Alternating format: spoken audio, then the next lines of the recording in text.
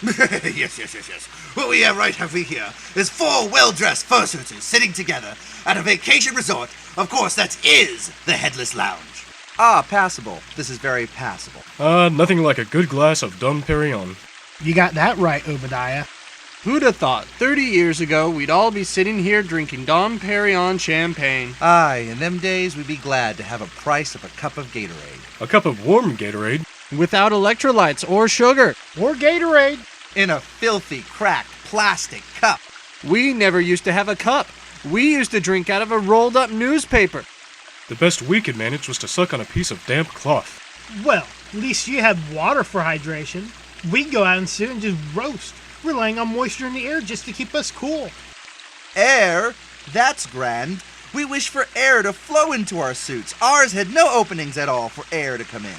Ah, true. At least your costumes were light. Mine was heavy and made from shag carpet, so it was like an oven inside. Sounds comfy that. Mine had a heater in it just to circulate the air inside.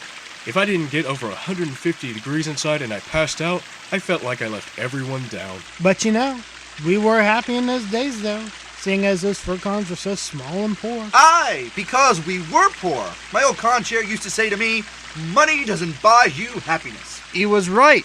I was happier then and I had nothing.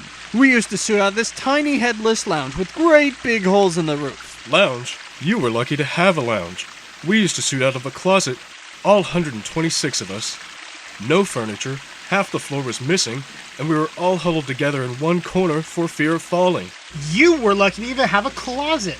We used to have to get into suit in a draped-up corridor. Oh, we used to dream to suit out of a corridor. Would have been a palace to us.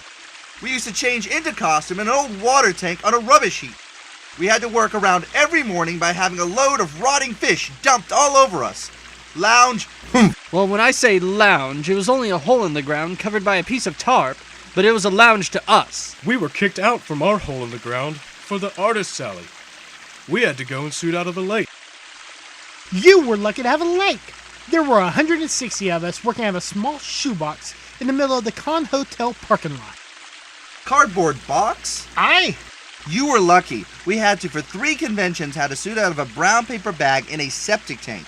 We used to have to suit up at 6 o'clock in the morning, clean the bag, filter our own water, go to work, setting up the con, and breaking it down for 14 hours a day. When we got done, our conchair would thrash us to sleep with his belt. Luxury. We used to have to suit up and get out of the lake at 3 o'clock in the morning, clean the lake, eat a handful of hot gravel, go to work at the mill every day for $1 a month to support the con, come back, and the conchair would beat us around the head and neck with a broken bottle, if we were lucky. Well, we had it tough. We used to have to get up out of our shoebox at 12 o'clock at night and lick the parking lot clean with our tongues. We had half a handful of freezing cold gravel, and to finance the con, we had to work 24 hours a day at the mill for $1 for every 6 years. And when we got home, our conchair would slice us in two with a butter knife. Right. I had to get up in the morning at 10 o'clock at night, half an hour before I went to bed, eat a lump of cold poison, work 29 hours a day down at the mill and pay all the travel expenses for the conchair to travel around the world, and when we got home, our conchair would kill us and dance about on our graves singing hallelujah. But you try and tell that to the new fursuiters today, and they won't believe you. No.